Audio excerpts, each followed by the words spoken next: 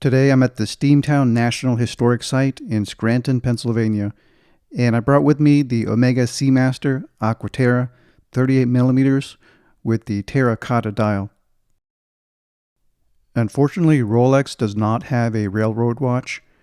The closest thing I think that comes to it is the Milgauss, but that's actually a scientist watch. But Omega beat them to it, and they came out with the Railmaster.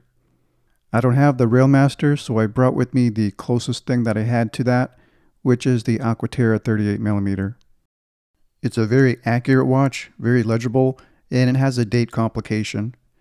Omega has a brand new way of making this color dial, and it's difficult to make, so this has been in short supply. The Steamtown National Historic Site is named after the Steamtown Foundation for the Preservation of Steam and Railroad Americana. This was founded in the 1960s by a millionaire to manage his personal collection of locomotives.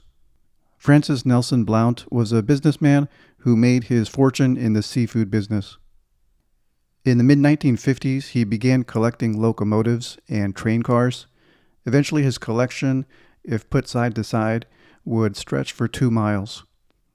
But he died in 1967 after crashing his small aircraft, and the foundation went into financial difficulties. And since Scranton, Pennsylvania is an old railroad town, a congressman from Pennsylvania persuaded the National Park Service to take over the collection of trains and bring them to Scranton to create a railroad park on the site. So the federal government took ownership of the property in 1984, and the park opened up a few years later, and now about 100,000 visitors come here from all 50 states.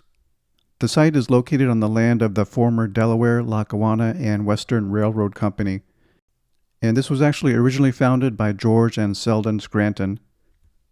But with the decline of the railroad, this site was eventually abandoned in the 1970s. So now there's a new functioning rail line, and all the trains are displayed outdoors, and there's a couple of indoor museums and a visitor center.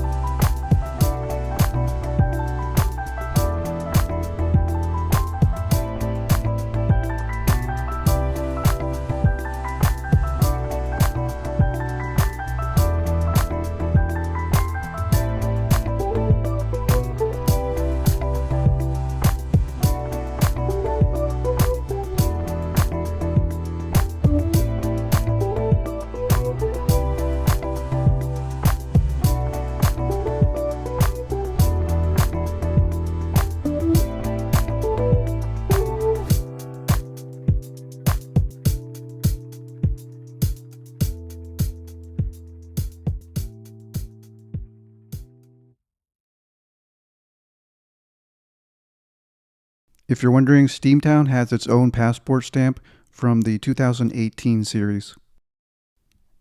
I started collecting the National Park stamps in 2005 after I was discharged from the United States Navy in 2005. So I had to drive all the way from San Diego, California to Columbus, Ohio, and I took the chance to visit as many national parks as I could along the way. and I even went out of my way to visit some of the parks. I would say the highlights from that trip was the Grand Canyon, Yellowstone National Park, Mount Rushmore, and Theodore Roosevelt National Park.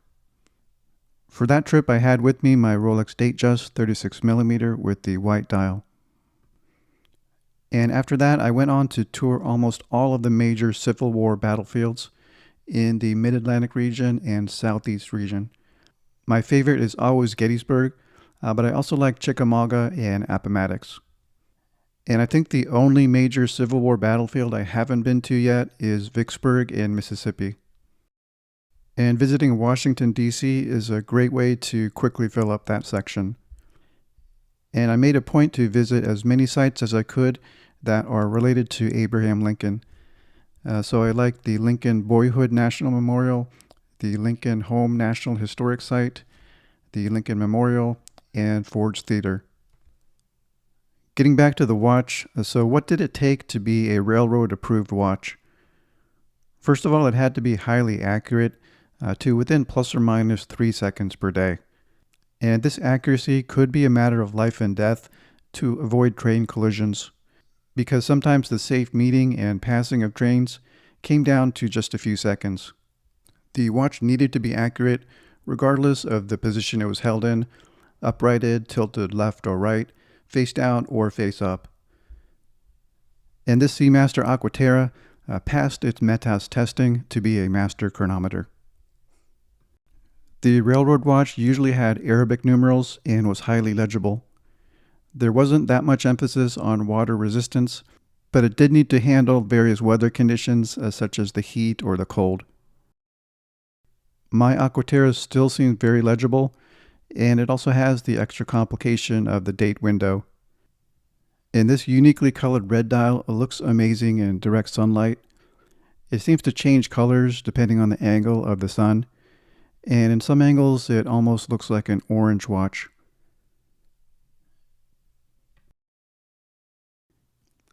The 38mm size is a great size for my wrist, but the clasp is non-adjustable with no micro adjustments, and the watch and the bracelet have a lot of shiny surfaces. I would have preferred a little bit more of satin brushing. Let me know in the comments which of these two watches you prefer most.